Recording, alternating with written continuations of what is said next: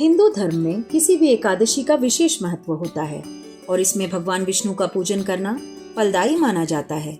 इसी तरह से फाल्गुन महीने की विजया एकादशी का व्रत सनातन धर्म में विशेष महत्व रखता है।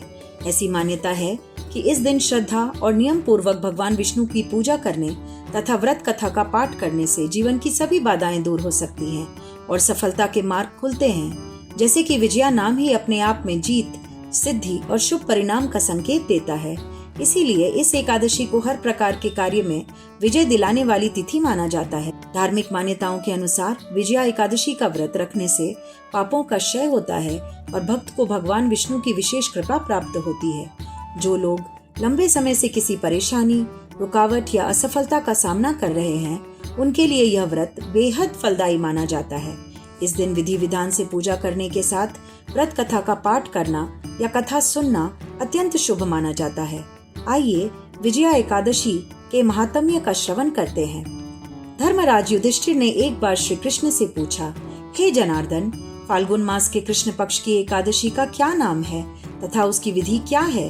कृपा करके आप मुझे बताइए। श्री भगवान बोले, हे राजन, फाल्गुन मास के कृष्ण पक्ष की एकादशी का नाम विजया एकादशी है। इसके व्रत के प्रभाव से मनुष्य को विजय प्राप्त होती है। यह सब व्रतों में उत्तम व्रत है। इस विजया एकादशी के महात्म्य के श्रवण व पठन से समस्त पाप नाश को प्राप्त हो जाते हैं। एक समय देवर्षि नारद जी ने जगत पिता ब्रह्मा जी से कहा, महाराज, आप मुझसे फाल्गुन मास के कृष्ण पक्ष की एकादशी विधान कहिए। ब्रह्मा जी कहने लगे, हे नारद, विजया एकादशी का व्रत पुराने तथा नए पापों को नाश करने वाला है। इस विजया एकादशी की विधि मैंने आज तक किसी से भी नहीं कही। यह समस्त मनुष्यों को विजय प्रदान करती है। त्रेता युग में मर्यादा पुरुषोत्तम श्री रामचंद्र जी को जब 14 वर्ष का वनवास हो गया, तब वे श्री लक्ष्मण तथा सीता जी सहित पंचवटी में निवास करने लगे।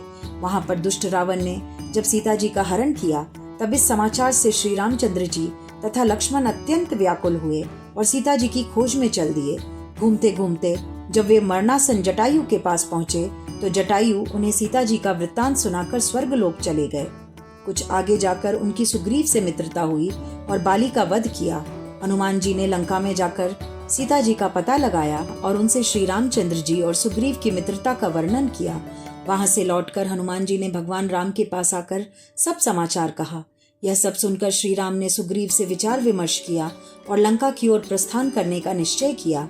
जब श्री रामचंद्र जी समुद्र के किनारे पहुंचे, तब उन्होंने मगरमच्छ आदि से युक्त उस अगाध समुद्र को देखकर लक्ष्मण जी से कहा कि इस समुद्र को हम किस प्रकार से पार करेंगे। श्री लक्ष्मण ने कहा, हे पुरुषोत्तम, आप आदि पुरुष हैं, सब कुछ जानते हैं। यहाँ से आधा योजन दूर पर कुमारी द्वीप में बगदालभ्य नाम के मुनि रहते हैं। उन्होंने अनेक ब्रह्मा देखे हैं। आप उनके पास जाकर इसका उपाय पूछिए।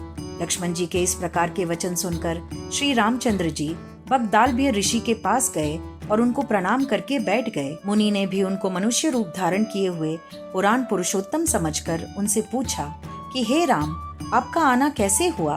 रामचंद्र जी कहने लगे कि हे ऋषि, मैं अपनी सेना सहित यहाँ आया हूँ और राक्षसों को जीतने के लिए लंका जा रहा हूँ। आप कृपा करके समुद्र पार करने का कोई उपाय बतलाइए। मैं इसी कारण आपके पास आया हूँ। बगदालभ्य ऋषि बोले कि हे राम, फाल्गुन मास के कृष्ण पक्ष की एकादशी का उत्तम व्रत करने से निश्चय ही आपकी विजय होगी। साथ ही आप समुद्र भी अवश्य पार कर लेंगे। इस व्रत की विधि यह है कि दशमी के दिन स्वर्ण, चांदी, तांबा या मिट्टी का एक घड़ा बनाएं। उस घड़े को जल से भरकर तथा 5 पल्लव रख वेदिका पर स्थापित करें। उस घड़े के नीचे सप्त धान्य और ऊपर जौ रखें। उस पर श्री नारायण भगवान की स्वर्ण की मूर्ति स्थापित करें। एकादशी के दिन स्नानादि से निवृत्त होकर धूप, दीप, नैवेद्य, नारियल आदि से भगवान की पूजा करें। तत्पश्चात घड़े के सामने बैठकर दिन व्यतीत करें और रात्रि को भी उसी प्रकार बैठकर जागरण करें। द्वादशी के दिन सूर्योदय के बाद उस कलश को नदी, सरोवर या जलाशय के पास ले जाकर पुनः पूजा करें और प्रतिमा सहित कलश को विद्वान ब्राह्मण को दान कर दें। साथ ही अपनी क्षमता अनुसार अन्न दान भी करें। इस प्रकार श्रद्धा से विजया एकादशी का व्रत करने से विजय निश्चित होती है। हे राम, यदि आप भी इस व्रत को सेनापतियों सहित करोगे तो आपकी विजय अवश्य होगी।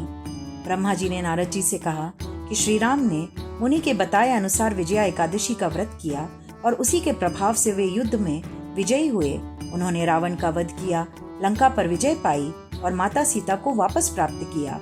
हे पुत्र, जो भी मनुष्य इस विधि से व्रत करता है उसे इस लोक में सफलता और परलोक में अक्षय फल मिलता है।